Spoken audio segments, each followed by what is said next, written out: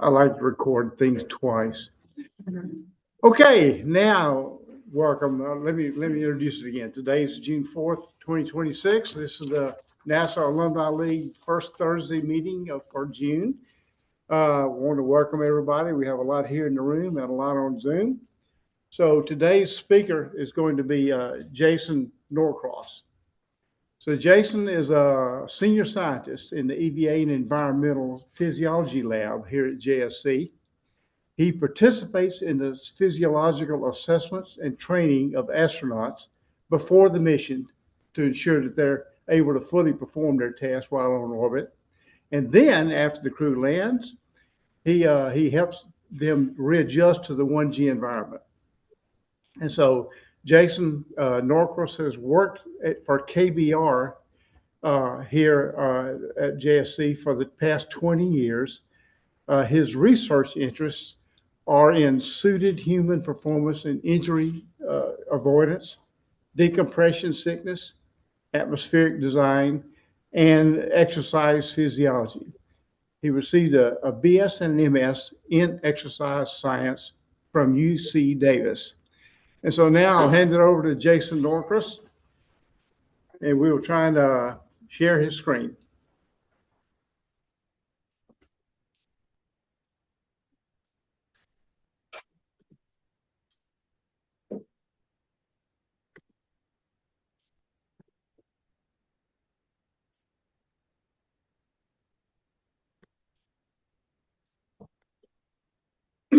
All right. Well, thank you all for being here. I'm going to start with a little intro to the lab, of which there's several of us that are part of this: Patrick, Karina, Bradley, Taylor, myself. It'll give you a brief overview of the kind of work that we do, and then I'll jump into kind of what we did for Artemis 2, and you'll get to see that as we move along. So the EVA and Environmental Physiology Lab, I'm going to see if I can hide this little bar. There we go. This is our kind of mission statement here. Aims to optimize crew health and performance in extreme environments and during suited operations through integration of multidisciplinary human research, technology development, and data-driven expertise to expand human space exploration. So we're within the life sciences branch, human health and performance, and specifically within the biomedical research and environmental sciences lab, SK. So we've got quite a few things within our portfolio. We obviously do research. This involves human research studies, engineering suit evaluations, and then our general focus is on operational human performance. So looking to see how well the human can perform in these extreme environments, of which space and closed loop life support systems tend to be some of the more extreme environments that we deal with. We also directly support the programs and operations with requirements, risks, gaps identification, medical requirements, reporting, training, and simulation and test support for training. So we work with FOD and engineering to develop some of the data and testing apparatuses that we use. We also are part of, we've got a whole wing that does technology development. So we're focused on development of EVA-related bioinformatics tools, development of EVA simulation content, both physical and virtual, and then development of advanced EVA physiology models. So things like decompression sickness, thermal models, hydration and nutrition, things along those lines are some of the things that we're involved with. So how is human health and performance relevant to EVA? A lot of folks think of EVA as primarily an engineering or an FOD or flight operations kind of operations, but human health and performance is absolutely critical because there's a human inside that suit. And we want them to perform effectively and we want them to perform safely. So we got to remember there's always a human in the suit. And then within that suit, the EVAs are both physically and cognitively demanding. And then we also need to note that physical activity can affect cognitive performance and vice versa. So if you're doing a really complicated cognitive task, it's probably hard to do your most physical kind of work. Same thing if you're running a marathon, it's probably not the same time to take your SAT test. They just don't overlap super well. So physical fatigue is a concern, and as you get fatigued, that can impact things like risk estimation, decision-making, reaction times, coordination, attention, accuracy, memory. These could all be compromised during EVA. And so it is both a physical and a cognitive workload that we're concerned about. And to do this, we want to ensure that physically and cognitive realistic tests and environments are necessary to inform and validate exploration systems and operations. So we want to make sure that what we do isn't just always a physical simulation or isn't just a cognitive simulation. It tries to marry both of those together. So we've been doing EVAs for a long time, and we've been doing them successfully. But the last, it's been a little while since we've been on the moon. The last kind of 40 plus years, we've been doing microgravity EVAs. And if we look in the ISS, these are fairly low tempo. When you are selected to be an ISS crew member, typically you're going to do less than 5 EVAs over your whole increment, probably closer to 2. All right. Whereas if we talk about Artemis exploration missions, we're talking about 24 EVAs in 24 hours, not 24 EVAs, excuse me, of hours in 1 week. So much more denser amount of EVAs in terms of exploration. We look at the environment.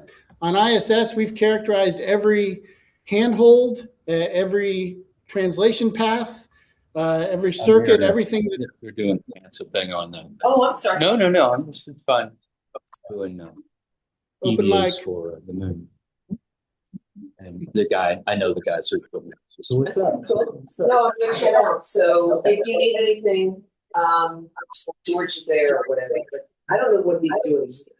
I went and talked to him. I said, "This thing goes till 4:30. He's gonna leave at 4:30." I was gonna say. We had a good. whoever's talking, you got an open mic.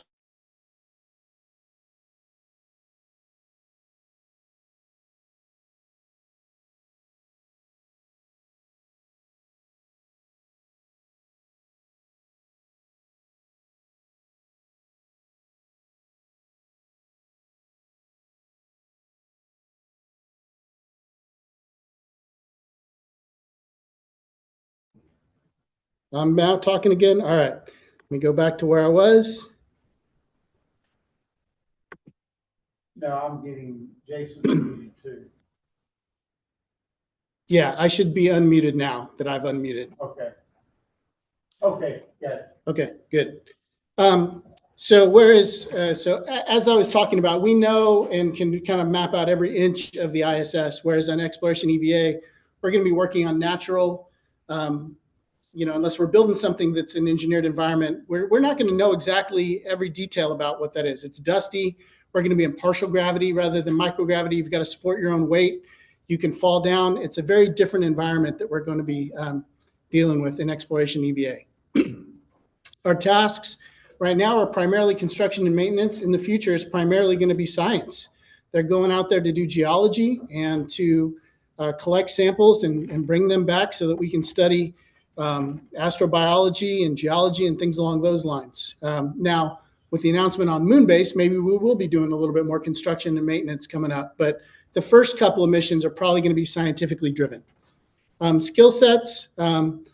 This is one where right now for ISS, we train the astronauts in a pretty generic suite of skills.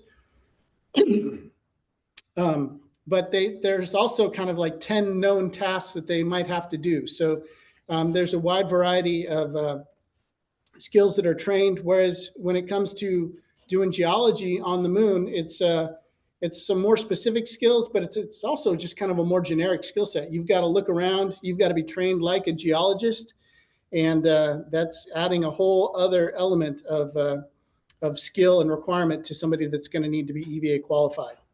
And then the mission timelines, whereas when we know on an ISS EVA, we've got it kind of clocked down to the minute. You know the specific tasks that they're going to be doing, whereas exploration EVAs are going to be a little bit more broadly scoped timelines. It's going to allow for some flexecution.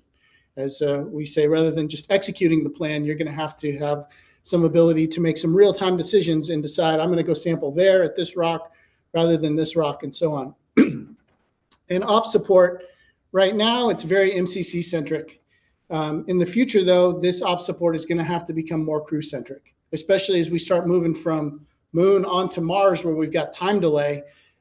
Decisions that would normally be made on the ground and passed up, they're going to have to be, we're going to have to come up with ways that we can put that kind of algorithms or smart decision making onto the crew, so on. So as I look forward to kind of exploration EVAs, a couple of things that are significantly kind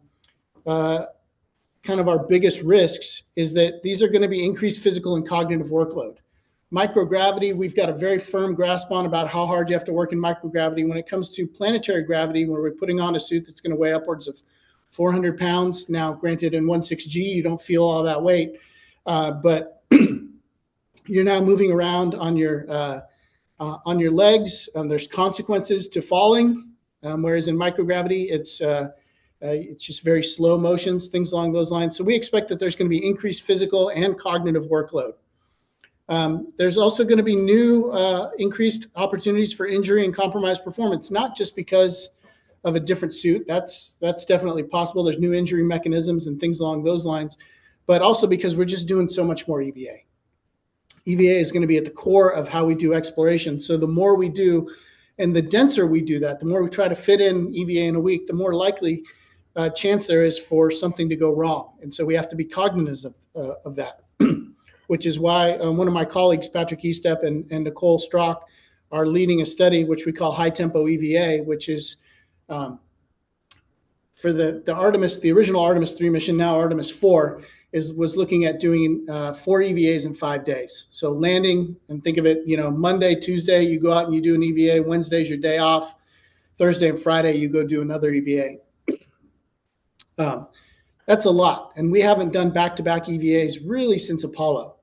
Planned back-to-back EVAs since Apollo. There was a few times in shuttle due to contingency operations where there were some back-to-back EVAs done. And I say back-to-back with the same crew.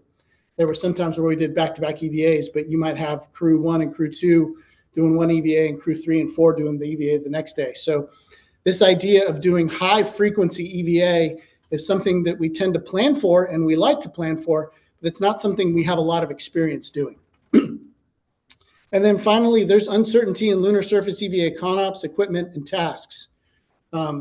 We have yet to see an exact version of the human lander system. We're working right now with an early prototype development of the Axiom EVA suit. We have not put any of this together on an actual real mission. And so there's definitely some uncertainty in terms of how the timelines, the interactions, and the ConOps are going to work out. So these are just some things that we try to keep in mind and drive some of our research and research decisions on exploration EVAs. So how does the EVA and Environmental Physiology Lab fit into EVA operations? We work with all of the different programs going on right now. So we've got well, things are part of a reorg right now. So this might have been true a week ago, and it might be a little bit different right now, but just roll with it. So we work within the Human Research Program for doing suited testing and training, as well as the EHP, the EVA and Human Surface Mobility Program. We also get funding and do work for the Mars Campaign Office. So again, Moon to Mars, we want to keep our eyes open on both. While the moon is first and foremost what we're doing, there's opportunities that only exist now that let us answer some of the questions that are going to be Mars applicable. And we also are going to want to test some of these smart bioadvisory algorithms on the moon before we sort of assume they're going to work for somebody on Mars when they don't have the same sort of MCC support. And then we work within all of the programs, ISS, Artemis, Mars Campaign Office, to really support in whatever way we can to make sure that we do safe, successful EVAs. To do that, we work in a lot of suited simulations and are involved in a lot of testing as well. So all analogs and all simulations are wrong, and they're also all useful. So we've got to kind of figure out which components of them are useful and which components are not quite correct, and then try to balance out the lessons learned across all of these. So you'll see that for planetary gravity, we are going to have folks working in the neutral buoyancy laboratory. That's this picture on the bottom. You're going to have folks doing some work at Argos, which is the active response gravity offload system. This is where it's kind of an overhead suspension crane that offloads a portion of your body weight. And it's got an active robot that actually tracks you as you move in direction, there's a cable angle sensor above you that just moves the whole robot. So you're not pulling anything, it's following you to provide a constant offload. And that offload can be north of 600 pounds when we're talking about putting a big guy, somebody my size, in a suit that weighs 400, 500 pounds. Offloading 700 pounds to 1/6 gravity means you've got to have a really strong robot and really smart robot that follows you around.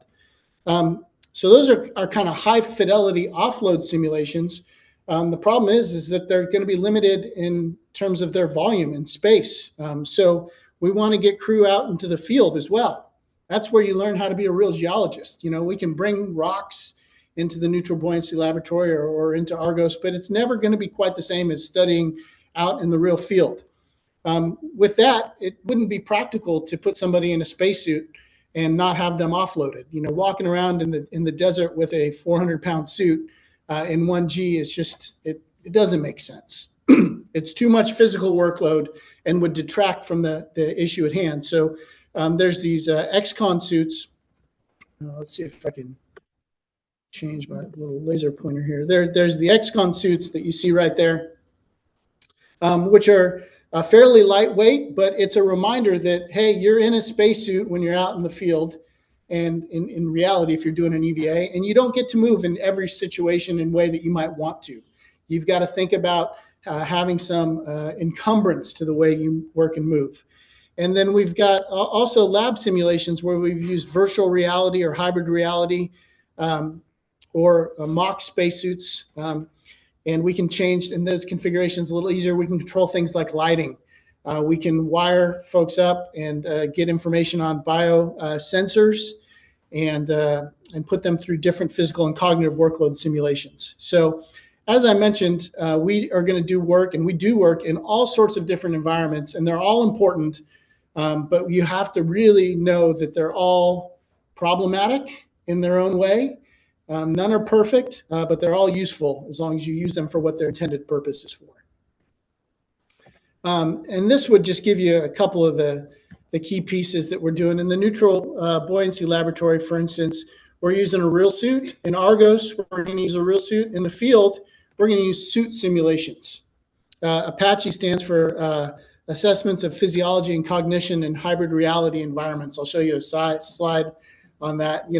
At least I can say an acronym around here, and nobody is terribly surprised. In the case of NBL and Argos, we can go anywhere from 0G to 1G, whereas when we're out in these field testing or we're in the lab setting, there is no offloading capabilities. And then, I'm not going to spend a lot of time on here, but each have their pros and each have their cons. We want to make sure that we're keeping our work effectively within the boundaries of the pros and the cons for each of these environments. One of the things we're also working on is bioinformatics and human health and performance data. The last time we made a new suit was in the 70s, realistically, right? So it's been a long time coming, and the amount of data we're going to be able to get from the exploration EVA suits is going to be significantly greater than what we can get from the EMU right now. And so in research, we look at a variety of this data, things like metabolic rate, carbon dioxide exposure, heart rate, core, skin, liquid cooling and ventilation garment temperatures, the kinematics and motion going on in the suit. We're trying to do assessments of cognitive workload that are not based on just actual testing. They're more of like, can we listen to a change in your voice, or can we get changes in your language which might indicate that you're under a little bit more cognitive stress? Might there be changes in your heart rate, things along those lines? Hydration, nutrition, and waste management. We're going to be providing this new suit with more water, with food for the first time in a while. So they've got some in-suit nutrition. And we all know that what goes in also comes out. So we've got to balance and make sure that if we supply enough water, we want to make sure that we can contain it if crew need to urinate during their EVAs. We're also looking at things like change in hand grip and jump strength over the course of an EVA to characterize fatigue levels and how quickly they recover.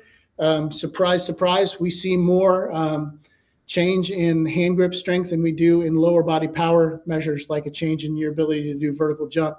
Even these planetary EVAs still seem to be a lot of hand intensive work and seem to be a bit of a challenge there.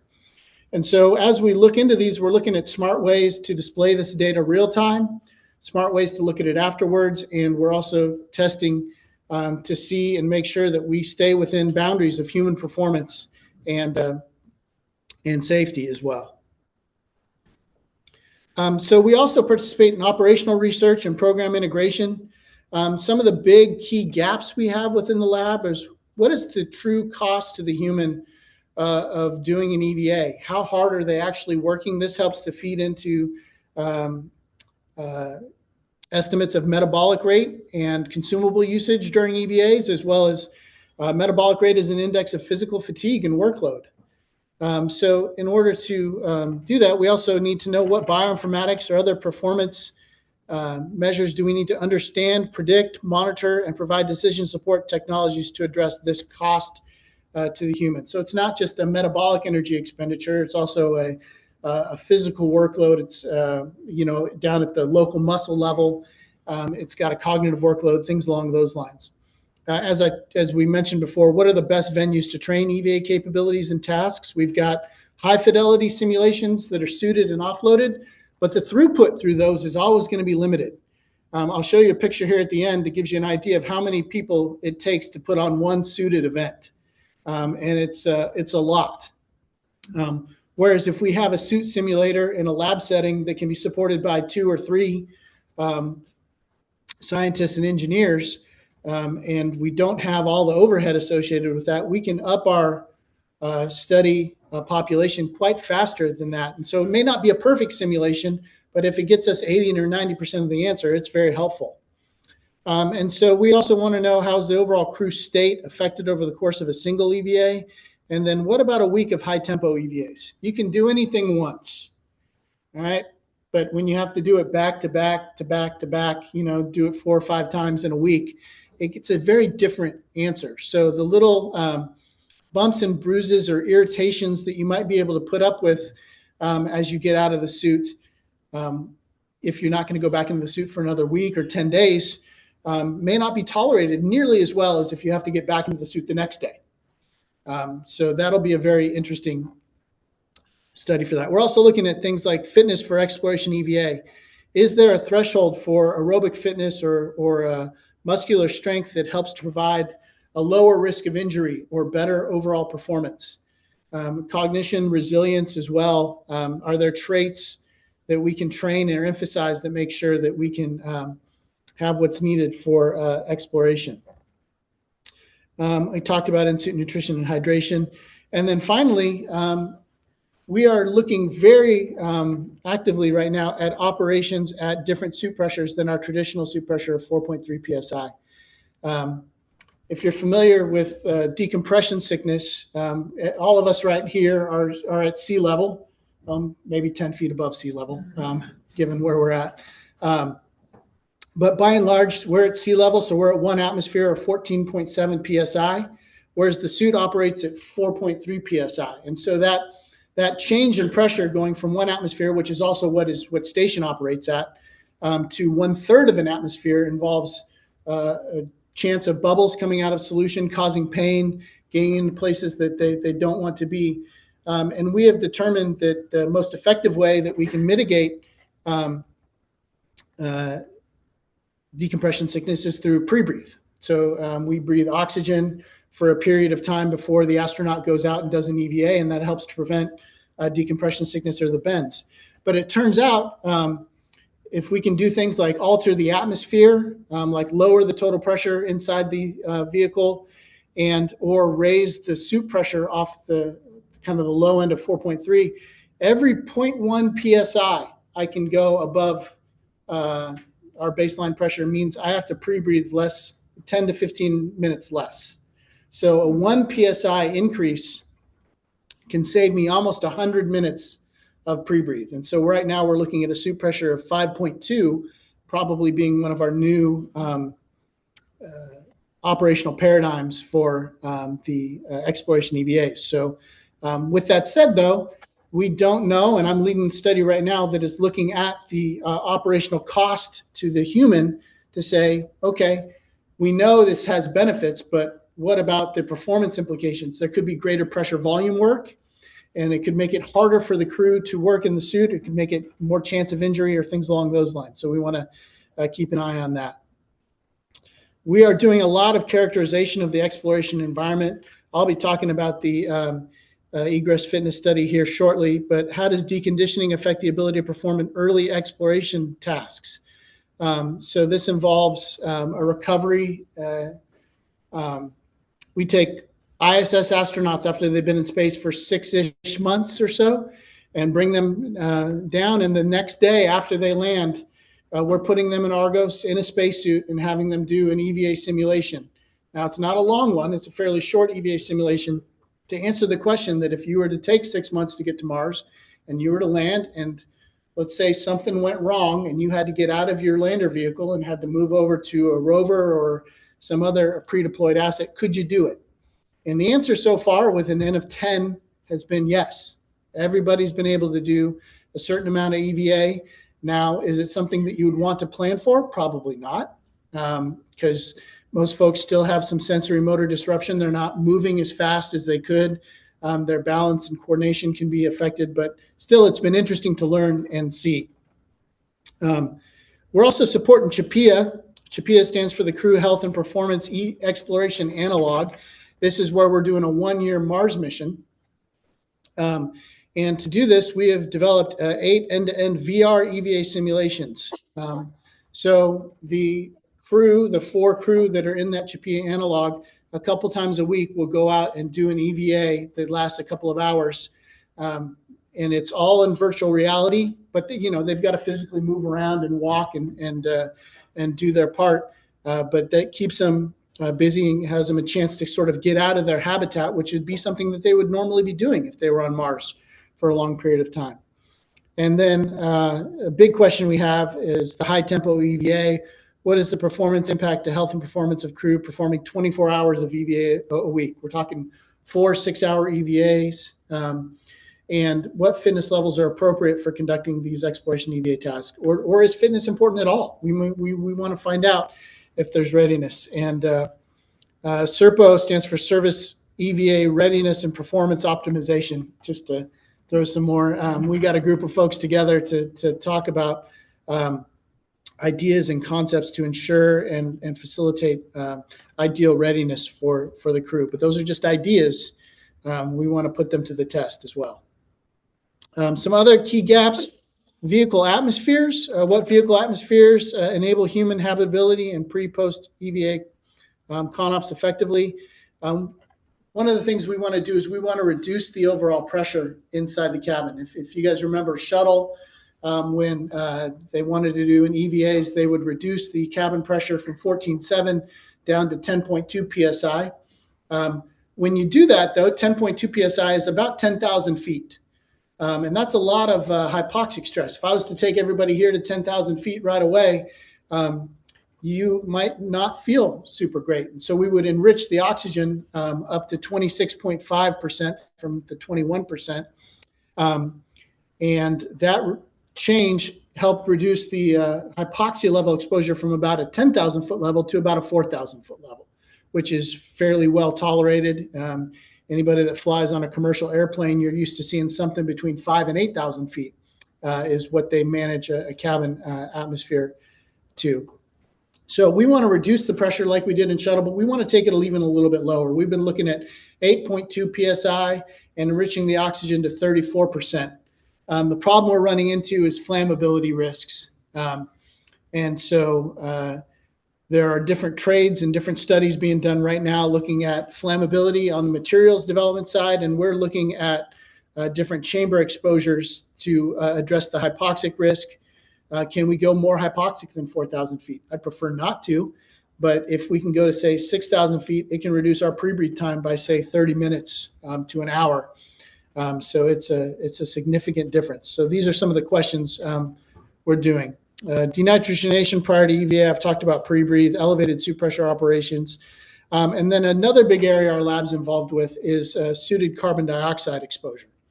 So as you get into the suit, there's really two ways that you can be exposed to carbon dioxide. The first is that as you breathe out and it gets recirculated through the portable life support system, the air coming back is not 0% CO2. It's got a little bit of trace CO2 left in it. It depends on how well the scrubber performs. But beyond that, when you're doing an EVA, you have a lot of metabolic CO2 production, and it comes into equilibrium. So we know that the higher you sustain a metabolic working rate, the more CO2 that you're exposed to. And when you're kind of exercising like we would be, working a little harder with an upregulated ventilation, you may not notice, and you tend to tolerate some CO2 quite well. But we're looking to see not just how well do these new suits perform with relation to CO2 removal and CO2 accumulation in this study. We also did a CO2 exposure study where we exposed different groups of people for a 1-hour contingency walk back from anywhere from 0 to 30 millimeters of mercury, which is about 4% CO2 in here, which is very high. And surprisingly, we found and just recently published on this study that everyone was able to complete the 1-hour walk back at all the different conditions that we did. But those that were at the highest level of CO2 were breathing at least twice as much air as you're moving. You have to increase your ventilation. Heart rate goes up a little bit, but it was well tolerated. So we developed a new CO2 contingency level requirement for the spacesuit based upon some of that work that we did. I've talked about pre-breathe, decompression sickness, hypoxia a little bit. This is just a picture of us at the 20-foot chamber over at Building 7. It's a 3-story chamber, and it takes, again, an army to run one of these studies. We put 8 people in their chamber at a time. They live there from anywhere from 10 to our next study is going to be close to 20 days. They do an EVA simulation usually every other day, and this is how we validate some of the different pre-breathe protocols that we're planning to do for exploration.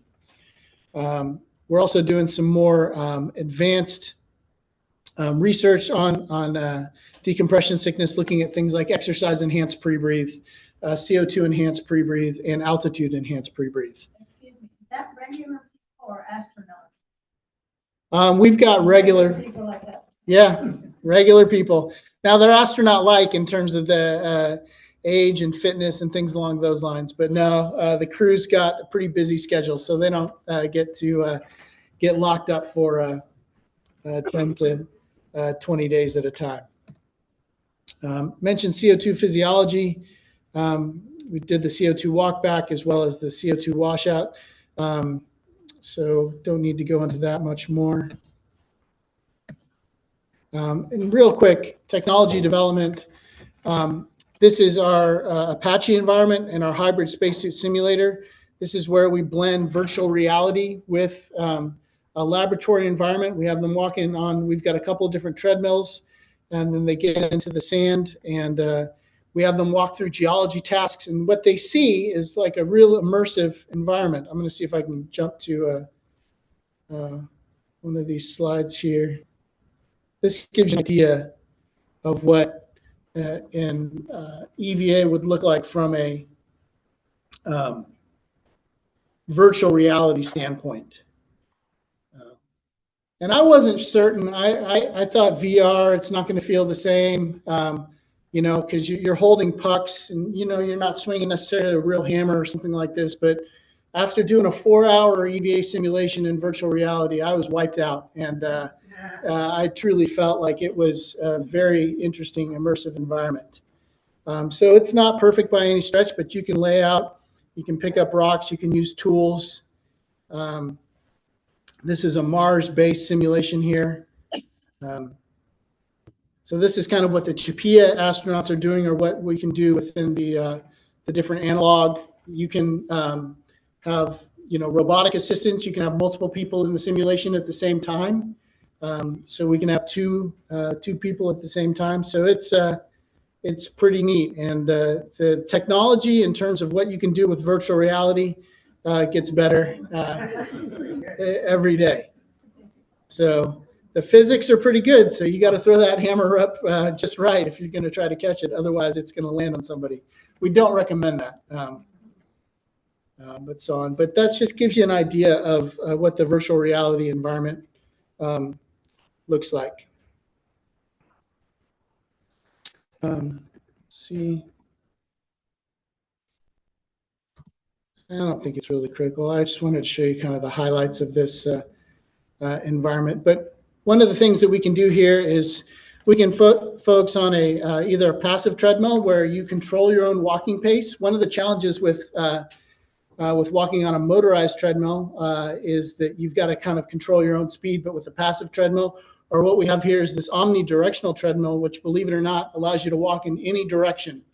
It's got a belt that goes one direction and then a side belt that walks the other way. So you can walk like this, and it'll keep up with you and try to keep you centered in that space. And so we tend to have them hop on a treadmill, walk from one simulation station to the next, then get off, hop into the sort of sand geology area, and then walk through and do their sampling or data collection or whatever it happens to do.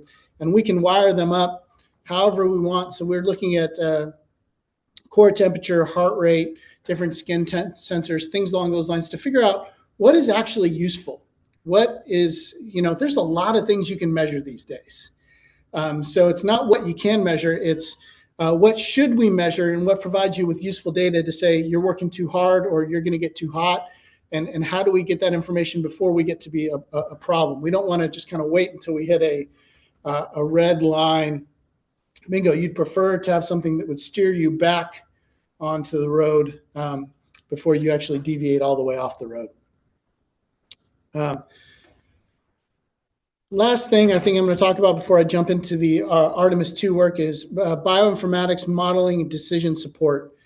So we are doing a lot of work right now to characterize how hard it is to work in this environment. What are the typical bioinformatics signals? And again, what might we want to do based upon this information? We want to avoid things like overheating. We want to maintain crew workload and timeline involvement. We want to balance their energy expenditure with their hydration. We don't want them using up their whole water bottle early in the EVA and not having anything left, right? So we're trying to balance these things out. So a lot of our research is in this domain of characterizing how hard it is to work in the EVA environment, and then developing models and decision support techniques to grow from that. Because as we know, right now we've got a ton of people on MCC, Earth-based physicians, engineers, biomedical personnel that are monitoring all these different signals, monitoring all this data. We're talking about physiologic data, but there's also suit health data, suit performance data, things along those lines. You've got a whole team down on the ground monitoring this. And as we get to Mars, we may have one IV astronaut that is going to be the one kind of tasked with doing an MCC level of integration. And so we wouldn't expect them to be looking at purely just raw data signals or things along those lines. We need to make sure that it's smart data and presented in a way that helps us make the right decisions based upon that data. There's just a little bit more. This is a first-person glance showing some of the data integration and kind of how this works. I showed you a video from that. And I think that I'm just going to jump to the summary here, and then we'll keep going on, is that exploration EVA operations come with increased risk of injury and compromised performance. It requires a highly integrated approach to studying this. So we work with our engineering counterparts, our EVA counterparts, our flight operations counterparts to do this work. And I find that integrated teamwork to be quite rewarding. The EPL, the EVA and EVA Performance Laboratory, serves to infuse human health and performance monitoring, prediction, and optimization tools into the EVA operations and workflows. So again, we're looking at ways to integrate all this data and make smart decisions based on it. And then we've got a variety of core capabilities, including pre-breathe protocol operation, that's a tough word, operationalization. I challenge you guys to say that one. Suited characterization, qualifications for human performance, exploration certification for EVA readiness. So we're looking at crew-specific physiologic profile predictions, and then we're looking at real-time data integration and decision support. So that's a little background on what we do as the lab. And now I want to kind of talk about what we did specifically for Artemis 2 with the standard measures. So we know that both physiologic adaptation to microgravity and the reentry into a gravity environment results in reduced functional capacity. So as you go from 1G to 0G, there's something called space adaptation syndrome. And that's a period of time where we generally allow the crew to perform less activities and give them some time to adapt to space. Same thing when crew return from 0G back down to 1G, there tends to be a pretty severe sensory motor disruption. You often see the crew kind of walking in ways where their head and their body don't deviate, because any sort of rapid head movement can be something that can really cause some motion sickness or difficulty. So in terms of this study, we're more interested in the readaptation from microgravity to either Earth's gravity, or in the case of lunar exploration, going from 0 gravity to 1/6G. So we want to quantify astronauts' post-landing functional performance to design concepts of operations for exploration missions and establish evidence-based fitness for duty standards. And there are 2 high-risk tasks that need to be performed soon after gravity transitions. The first, and I was going to try to set it up, but my package was missing some pieces, is an unassisted capsule egress after a return to Earth. So if you were to land on Earth and maybe it was off target from where you planned and you had to get out of your vehicle, could you? And so I'll show you some data on that. And the answer is yes, most of the time that you can, but it's quite variable depending upon how well the crew is feeling at any point in time. And then the other question is, how well could you do a planetary EVA soon after landing on Mars? Or in the case of Artemis 2, we tailored it for the moon. So as I mentioned, we're taking ISS crew members who have been in space for 6 months, and the day after they land, we're putting them in an EVA simulation. And it's a Mars EVA simulation. And so far, they've been able to perform. But we're not expecting them to do much other than what they need to do to save their life. In the case of Artemis, we're expecting crew to land on one day, and then the next day be able to ready and go out and do a full EVA. And that's a different sort of stress. And so we chose to do a slightly more challenging EVA for this. So let's talk about the unassisted mock-up capsule egress that we've got. So what you see here is a picture on the right. I know it doesn't look like a perfect capsule, but it simulates the challenges that you might have to go through. Crews start by laying on the ground, and if you've got some significant sensory motor disruption, and if your muscles are sore, it's a challenge just to get down to the ground and lay down to start, and to get back up. They stand up, they then have to deploy and secure this ladder. So that involves looking up, looking down, pulling, using strength. So definitely some challenges associated with that. After they have deployed and secured that ladder, they grab the survival pack, climb up the ladder, hand off the pack to one of the operators, descend the ladder, and then they walk 25 feet away. If I had my perfect simulation, they would just be doing this from their own capsule that they landed in their EVA suits that they would be wearing. But because we don't get the crew until usually a few hours after they land, they've already gotten out of their EVA suits, and we've got them in their shirt sleeves, and we run them through this study. And what we've heard from our sensory motor colleagues is that really every hour counts in terms of post-flight recovery. And so we want to get and test the crew as soon after landing as we can, if at all possible. So what did the Artemis 2 crew look like? This is a functional task. This is in the past. Why we're doing this is because this was a task done in a study with healthy crew members and healthy test subjects that was used to determine strength and aerobic fitness thresholds. But we know that you might have done a great job maintaining all of your strength, maintaining all of your aerobic fitness, but on landing, if you have severe motion sickness and sensory motor disruption, none of that's going to matter from your ability to do a functional task. So I want to note that these results come with a delayed. Crew was rested overnight on the recovery ship. So this was closer to, 8 to 10 hours after they landed. And if you look over here, these are our 4 Artemis crew. Pre-flight, it took them 47 seconds, 81, 39, 54. We had one subject who was very deliberate, really wanted to kind of talk their way through every step that they wanted to do to make sure they did that. And then afterwards, believe it or not, they reduced their time post-flight from 81 seconds to 43 seconds, whereas everybody else was a little bit more typical and increased their duration for doing this task by anywhere from 20 to 60%. I'll show you the ISS data on the next test. So we've got one kind of clear outlier. What was the task?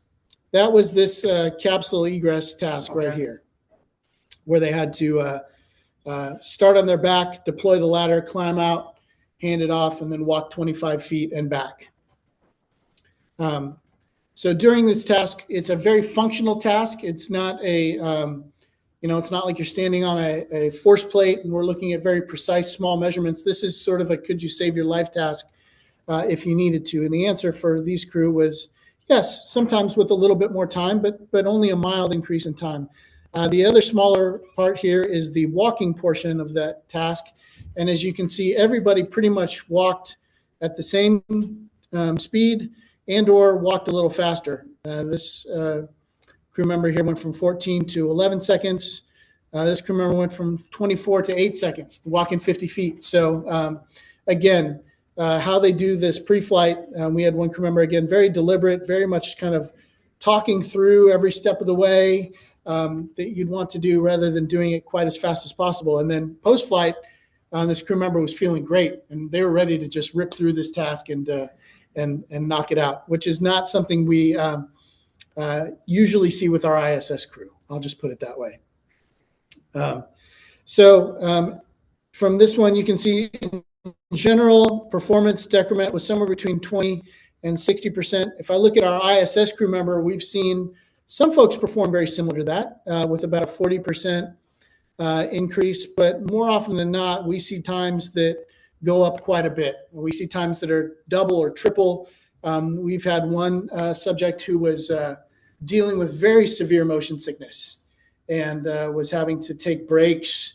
And so to do a simple task that usually takes folks less than 1 minute in duration, it took upwards of 6 or 7 minutes to do the task for one crew member. So we've also had some times where we had somebody not feeling well enough to even attempt the research, which is data in and of itself. But we also are at the limits of post-flight research. And so one time post-flight research was waived because of other considerations for crew recovery. We didn't get a chance to do that test. And then another time, based upon other considerations, we didn't get to test them until close to R+2. And so you see their time decreased by 27%. Well, part of that is that shows you how quickly folks can recover from a sensory motor challenge. It can happen quite quick. So we've seen a lot of diversity in our results, and we saw less diversity in our Artemis 2 results, where we saw just mild increases in the time to completion for 3 of the 4 astronauts and a decrease in time for 1 of them. To put that in context of some other data, we've got our ISS long duration data over here. Pre-flight is in the blue. You can see in general pre-flight, most everybody is right around a minute or less. Post-flight, you see them, it takes quite a bit longer, typically in our ISS crew, whereas this FRAM-2 mission, this was a 3-day polar orbit. You can see the change from blue to yellow looks a lot more like what we saw during the Artemis 2. So talking with some of my sensory motor and neurolab colleagues, 10 days or so in space is kind of the threshold. It may be closer to 2 weeks or something before you really severely start to see that readaptation to Earth's gravity become a bit of a performance. So this FRAM-2 was a 3-day mission. Artemis 2 was a 10-day mission. And as you can see from the ISS data, it's very diverse. I can't predict how somebody's going to answer. Some folks are going to come in and it's going to take them 20 seconds longer to do a functional test like that. And others, it's going to take them minutes longer because they're just really struggling to move. And so there is a difference between short duration and long duration astronauts in terms of their sensory motor performance. Jason, did you see any difference between Soyuz versus a JAWS? We've done Soyuz and we've done SpaceX landings, and we have not looked at the difference in Soyuz and SpaceX landings at this point in time. That's not been one of the covariates that we've had time to wait. We're waiting on a large data share to see if there's any other data out there that could explain maybe why some folks adapt much quicker and some folks take a much longer time. We've got some ideas, but sensory motor performance is one that's quite difficult to predict. So that was the capsule egress test. Now I want to talk about the lunar EVA simulation that we put them through. So one of the reasons we wanted to do this is that Apollo performed a direct descent to the moon. So Apollo astronauts got to the moon within a couple of days, and they were that duration of time spent we don't think was enough to cause a severe sensory motor disruption. So by the time they landed on the moon, they felt ready to go and ready to perform an EVA. So early Artemis EVAs are planned to occur on day 2 of the surface, but there was concerns across the medical, sensory motor, operational environment about crew readiness, led to conservative posture on what to expect for EVA. And so it asked for things like a 30-minute private medical conference scheduled prior to the first lunar EVA pre-sleep period, tracking the possibility of a day 2 EVA no-go, and having an IVA task timeline if they were not feeling, if they were dealing with some of the sensory motor readaptation that you saw from the previous slide, maybe they wouldn't be ready to go out for an EVA. We talked about a shortened first EVA, one that would stay close to the human landing system, limit the EVA tasks. Think of like, kind of an Apollo 11 flags and footprints only, not a lot of geology, maybe a single sample. And then our colleagues in the Neuro Lab have been working on an assessment tool to quantify crew neurovestibular readiness for EVA and HLS egress ingress activities. This is something that we plan to use, but it's yet to be a tool that is validated, that we know is, if I check yes to all these things, I'm going to be ready to go. This is something that we're exploring. So what did we know? We knew that the Artemis crew would have similar constraints in terms of their spacecraft environment. As anybody that followed along the Artemis 2 missions, they're on top of each other. There's not a lot of room in that Orion, so they were going to have similar transit durations, exercise countermeasure capabilities, food, all of the things. The Artemis 2 crew looks quite a bit like how our future Artemis crews are going to look like. The only difference is they went around the moon, and the future crews are going to be landing on the moon. So we wanted to take these Artemis 2 crew and put them through an EVA simulation the day after they landed to sort of say, okay, you've spent 10 days in space. You've now recovered. You're now in a 1G environment, which we expect is probably going to be a worse environment than in 1.6G, just because of the increase, the bigger the delta in terms of gravity, the more likely you're going to have some dysfunction related to that gravity transition. And we wanted to see, okay, we're going to put you in a suit. We used the Exploration EMU, and we put them on Argos and had them perform a few different tasks to see if they were going to be ready to go. They were offloaded to 1.6G, but they're still kind of in a 1G environment. So we figured if they were able to do this effectively, it's a more severe simulation than what they would really be doing on the moon. Just to give you an idea, we had to do all 4 astronauts on the same day, and this was a definite challenge in terms of the ability to do 4 different suits. You can see sort of the color coding in 4 different builds. We had a huge team from our engineering directorate that was helping to make sure that each person would have a suit sized appropriately for themselves. So we started with 1 astronaut, moved to the second one, so we had 2 suits built up, and then while we were testing the first one, moving to the second person, they then rebuilt suit 1 into suit 3. And then same thing, while we were testing suit 3, they rebuilt suit 2 into suit 4 and changed the sizing components. So it was quite a logistical adventure. Plus, we were testing on a Sunday, and it took all day. It was the Masters on this day, so some people wanted to to watch some golf. So what does this involve? You've got to get in your suit. We typically have you egress a hatch, descend a ladder, do a few tasks on a task board, move a fluid and an electrical connector, move some objects back and forth for about 5 minutes to simulate sort of a logistical task, do some geology tasks with trenching, rock chip sample, and a static hold using the XRF mockup. Then they did a treadmill traverse. They did this sort of backward step up to see kind of another sensory motor challenge, and then they had to get out of their suit. So this is what the tasks look like pre-flight. And we also did this on recovery day 4. Because we were time limited on the first day on this R+1, which means just return plus 1 day, we cut out some of the shorter tasks we did. We did the full 5-minute object relocation, the full geology, and then we did most of the treadmill traverse, but not quite all of it. So reason we picked those tasks is those are the most physically challenging tasks. Had I had my way, we would have been spending, multiple hours in the suit doing different tasks because that's really what it takes. But we wanted to at least throw the most physically demanding tasks at the crew. And this is kind of what the story looks like. You can see the data here on the far left is their pre-flight performance. Data moves from pre-flight to R+1 and then R+4. This is the metabolic rate that they're working at. And as you can see, depending on the crew member, people work at different, this is for the traverse, this is for the walk. We had quite diverse results. We had those that chose to walk a little bit slower at a speed because it took them closer to 12 minutes to finish that and work at a lower metabolic rate. Those that worked much faster at a higher metabolic rate. Well, let's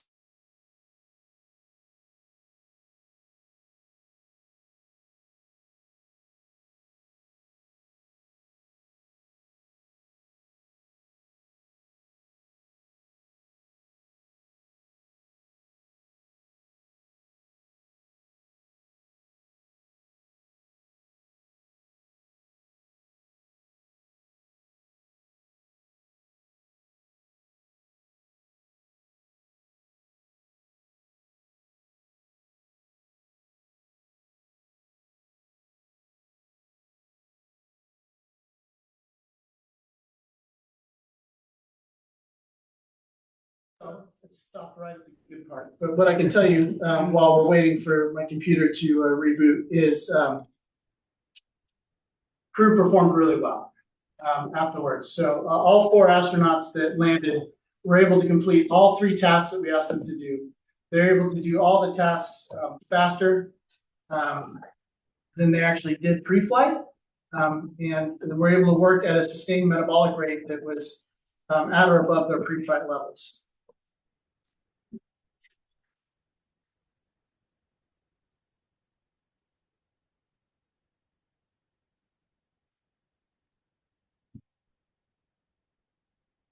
Can I ask you a question? Yeah, absolutely. So in all the work you've described, well, I'm retired from the JSC. I spent a career in mission control. And my job, I was not a flight controller, my job was planning for spacecraft. And so while they were, and I started, John Glenn was my first flight.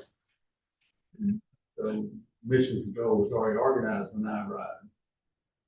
And in those days, the flight controllers were actually out at the tracking sites because of no communication around the world. But anyway, so I would be planning Gemini while they were flying Mercury, and I planning Apollo while we were flying Gemini concepts and systems. So I'm listening to your talk. So as you do the simulations and your research, and you have somebody from a mission ops that are doing it with you, because when we land on Mars, there will be some central control. And so they're going to have to be doing communications, and that's another load on them while they're doing the work. And particularly since it's going to be like exploration. If you're the person that's out there doing, you don't want somebody talking to you all the time when you're trying to do something. Right. And so have you looked into all of those effects in terms of how that affects them, and the other thing is that mission control of vehicles are heavily instrumented, so the control center has a lot of data available to flight controllers that they can help. So, are the systems instrumented enough that somehow central control can know well how they're performing and their condition? So I'm just, all of that could affect what you're doing. Yeah, so if I tried to recap your question, and I want to make sure the folks on Zoom can hear me as well. The question was kind of, did we integrate this study with mission control? And in this study, the answer was no. We were looking more, not so much at could they do, how well would we integrate with the whole simulation. We've done some integrated simulations along those lines, but it was more a function of could the crew physically be ready for this task. So when we put them in the EVA simulation afterwards, the question was, could the crew be ready for them? And overall, we were not putting them through a full MCC support, things along those lines. It was just local support. They're working with one test conductor who is asking them to do a certain number of tasks, and so on. But we do believe that when it comes to actually doing the full true EVA on the moon, that we're going to have done. We've done sort of an integrated simulation. I wasn't a part of that, but we will have the data that we need to provide feedback to the crew on kind of how they're feeling, how they're working. We also don't want to bother them if we don't need to. You have to realize people on the other side of mission control, they need to understand, this is serious business you're in. They need to understand it at the same time, so they're thinking about how they're going to do the concept of doing the central control and what they've got to be ready for. So, they need some view in what you're doing. Yeah. Again, And I don't think of mission control and just flight controllers, but while I was designing the lunar lander or the command and service module, we from mission control were working with them as they designed, and we had design inputs. And that's for a team effort, that's necessary. Yeah. No, you're absolutely right. I've got to wait a minute here for my computer to store enough battery before I can screen share again. So I'm going to just verbally talk to you real quick on what we saw. We saw crew typically work at a faster pace afterwards than what they did pre-flight. So pre-flight was kind of their baseline. We wanted to see, here's what I would expect. If you were struggling, I would expect that you were going to take more time to do the task, and that you are going to be probably working at a lower energy expenditure, a lower metabolic rate, because it was taking more time and you're working slower. What we saw across the board with all four crew was they completed the task typically at either the same pace they did pre-flight or faster. And they were all working at a metabolic rate that was above or similar to what they did at baseline. So we saw no evidence at all of crews slowing down or having performance impairment. That was with walking on the treadmill, that was with doing geology, and that was with doing the object relocation, where they had to move logistics back and forth across the group. So in terms of EVA readiness, that was our big question would be, is there something about this transition from 0G to 16G that would cause us to have a problem? And the answer looks to be, with these four crew, and this is, it's limited to the four that we had, none of them struggled. With 1 day kind of under their belt on them, they were all able to bounce back, complete all the tasks that we asked them to do it at a pace that was at the same or faster than what they did pre-flight. And they were able to work at a metabolic rate that was similar, or they even sometimes chose to work a little bit faster. Yeah, I got to make sure that Zoom is sharing. Give me a second here to do this.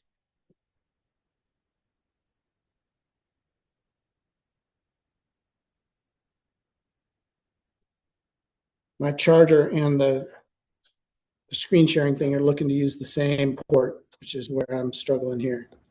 We want the charger. I've got a machine with 2 USB-C.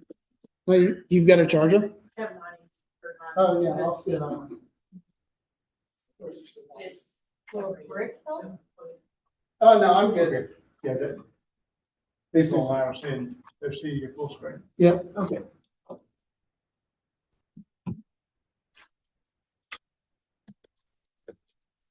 I wasn't planning to be the one causing the technical difficulties, but here I am.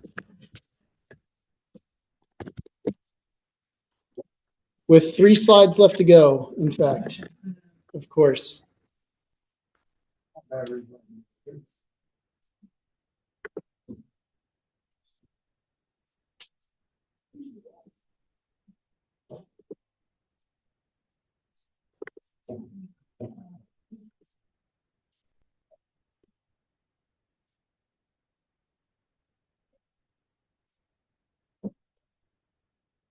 Thank you all for bearing with me for 1 minute here.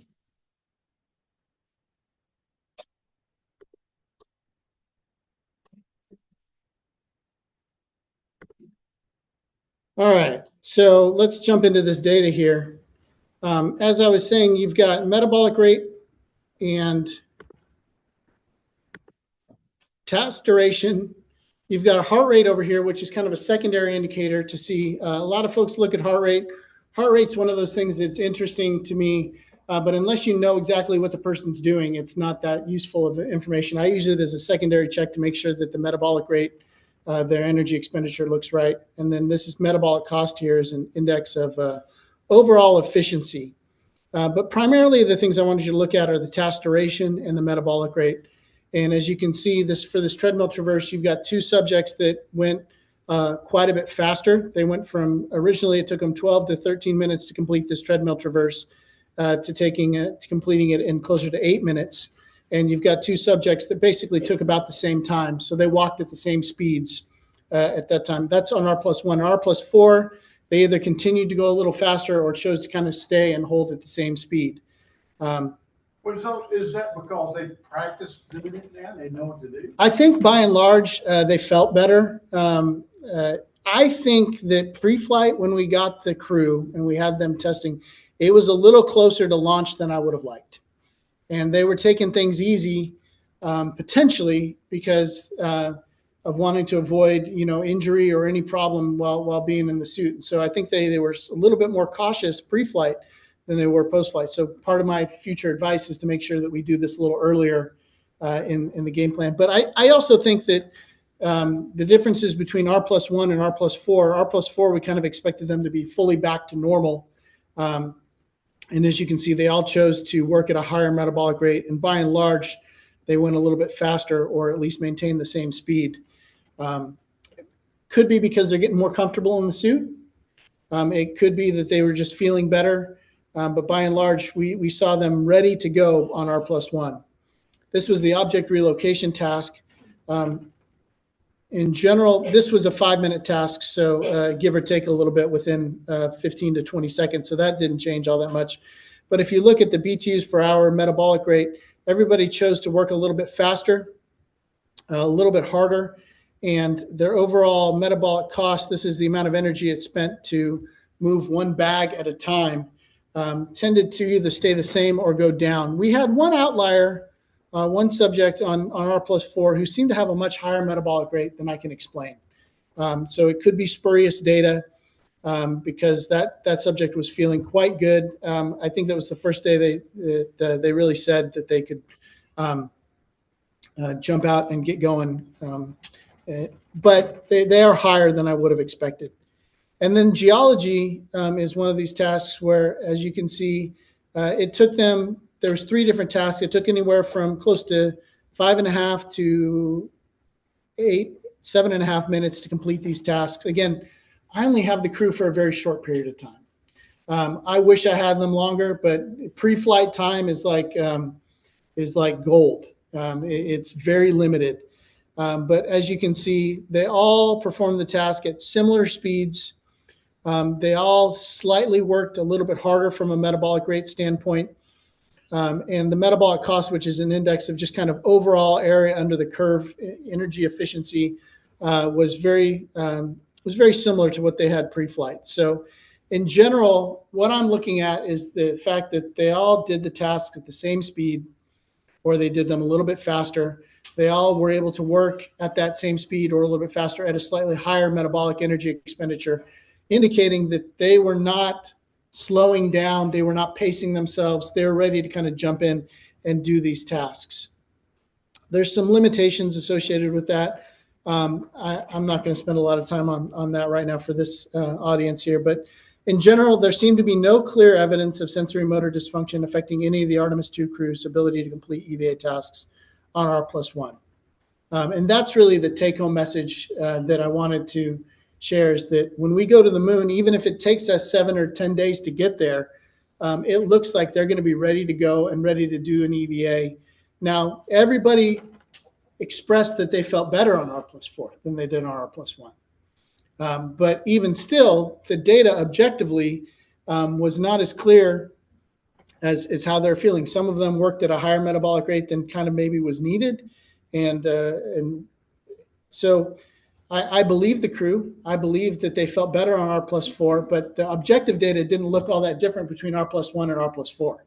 So to me, they looked ready to go.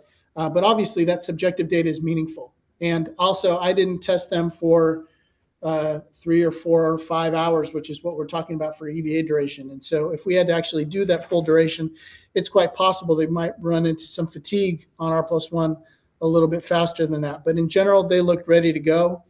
And I promised you a picture of how many folks it takes to run a suited test.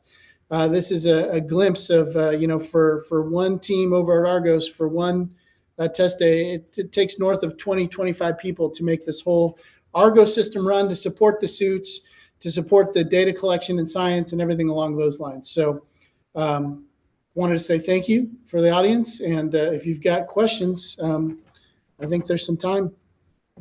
Happy to take them.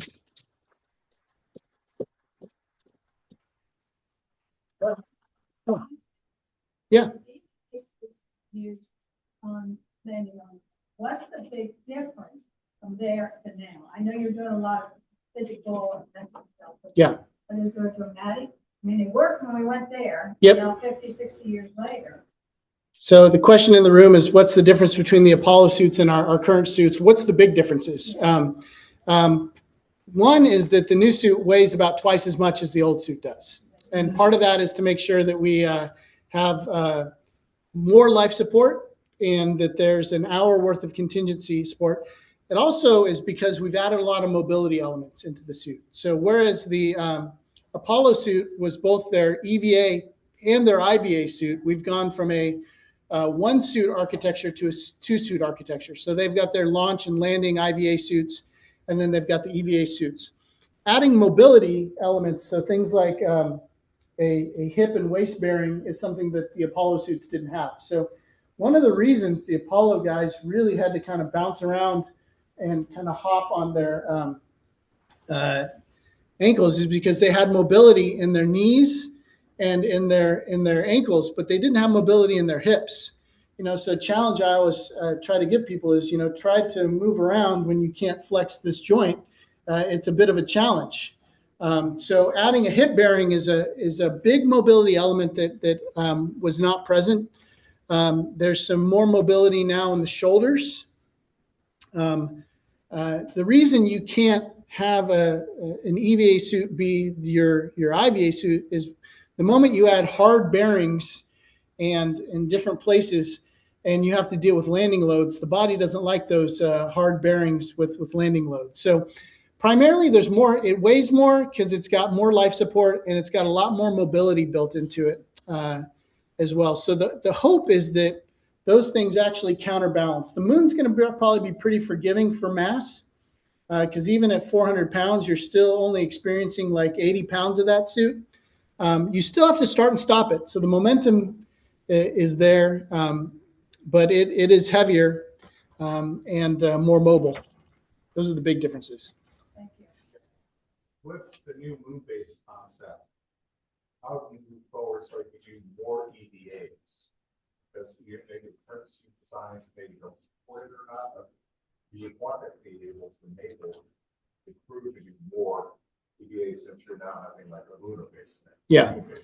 So the question was, with moon-based concept, how do we enable more EVAs? And part of that is atmospheric design. So if you can make the delta in pressure between the habitat and the suit smaller, you can get outside without a lengthy pre-breathe. And so it allows you to go out and do shorter, more frequent EVAs with less overhead to get out the door. So that's one of the answers is an ideal atmospheric design, and also potentially being able to operate at a slightly higher suit pressure. The second part is that if you can not have it be so dependent upon just two crew, the sooner we can get more people there, and you can be doing, crew 1 and crew 2 doing EVA one day, and you've got crew 3 and 4 doing an EVA the next.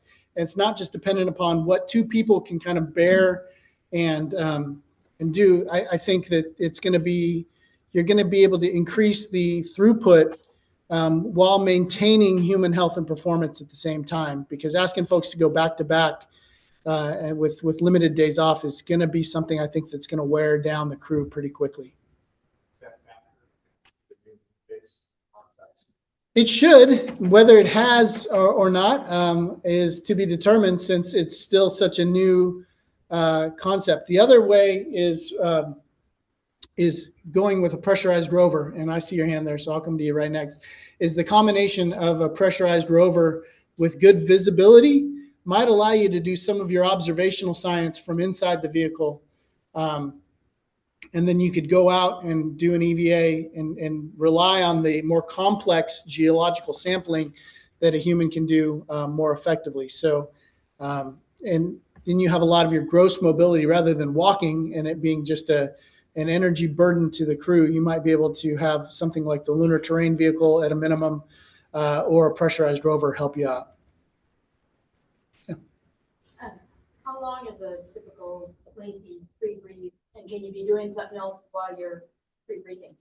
So with the planned atmosphere that we're looking at, it's going to be close in a 5.2 suit pressure. We're looking at about a 50-minute pre-breathe. Whereas compared to what we do on ISS, it's closer to 3 to 4 hours on ISS because of the changes. So our goal is to shorten that down. There may be ways for us to get that even down to no required pre-breathe if we can perform at a certain suit pressure, or get the vehicle down low enough. So our hope is that we're going to try to engineer pre-breathe out to the greatest extent possible. What do you do while you're pre-breathing? Just pre-breathe? You can work on your pre-EVA logistics. So if there's things like getting your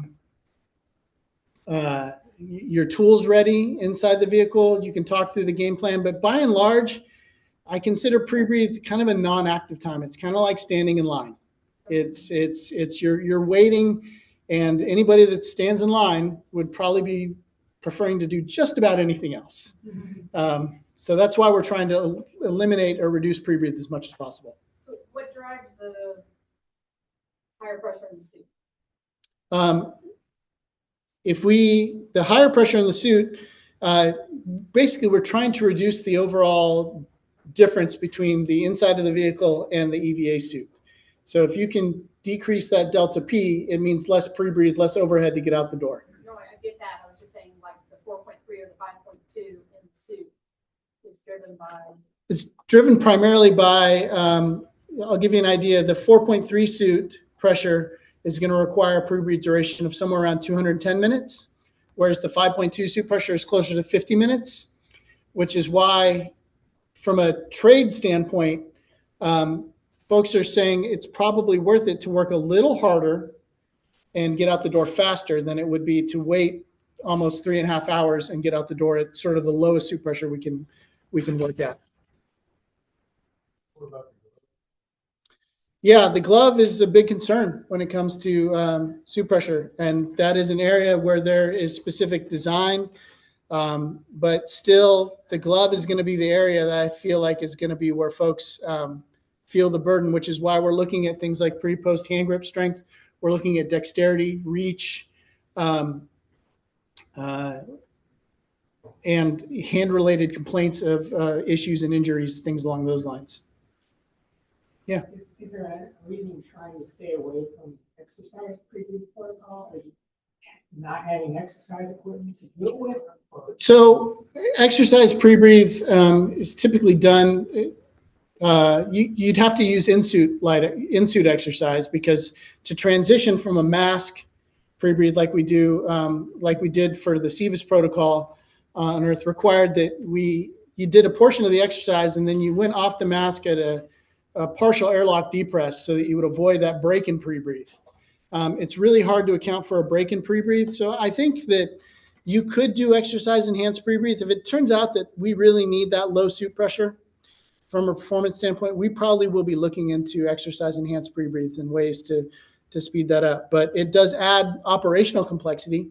It's real simple if I can just get in the suit, do a leak check, purge, start a clock, finish that clock, depressurize, and go out the door. The amount of steps associated with that are far less than mask-based pre-breathe, requiring then a quick break and some airlock manipulation and things along those lines. But we'll do it if we have to. Yeah.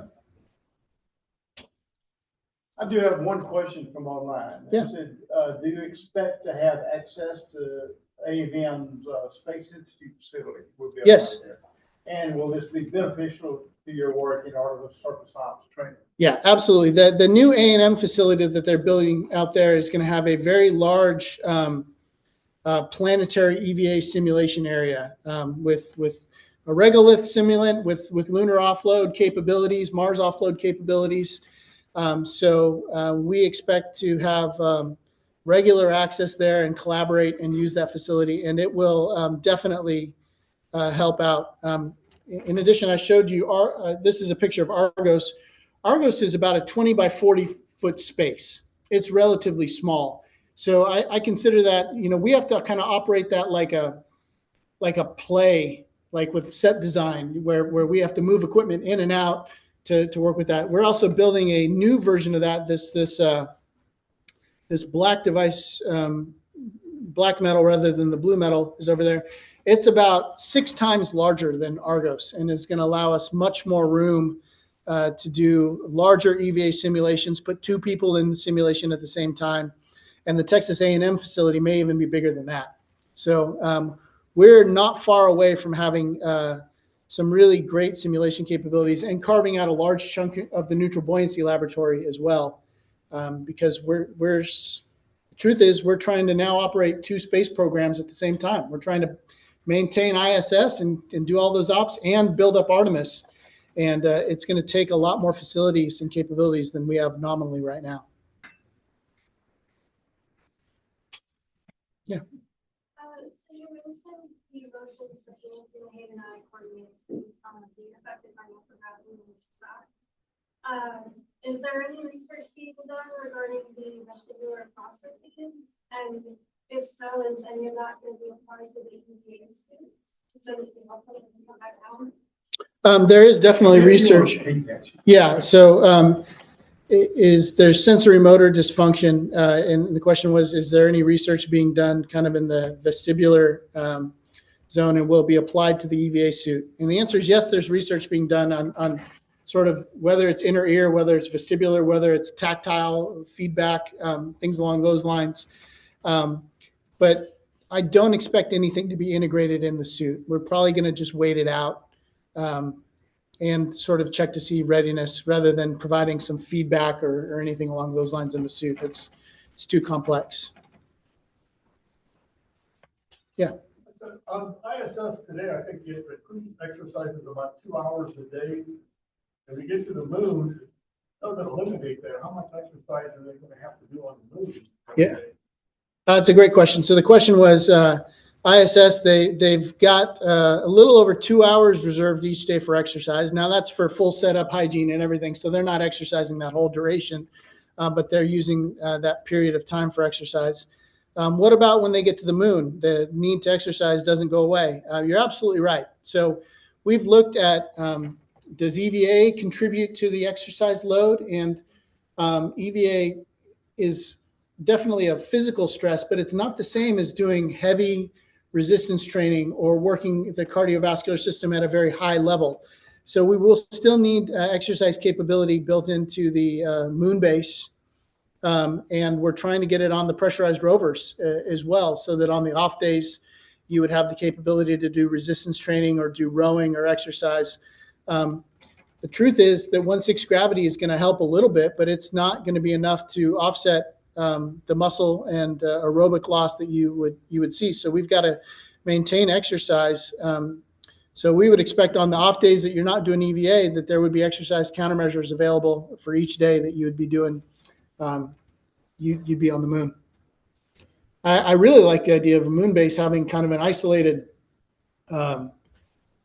like gym room to a certain extent, because one of the challenges we have with exercise is that it increases heat, carbon dioxide, and humidity. And in small vehicles like the Orion or like a pressurized rover, one person exercising can push the ecosystem to the limit on what it can handle. And the idea of building a specific area that maybe has some oversized life support into it is one that has a lot of merit to it and would be a great way to put different constraints on the different parts of a moon base.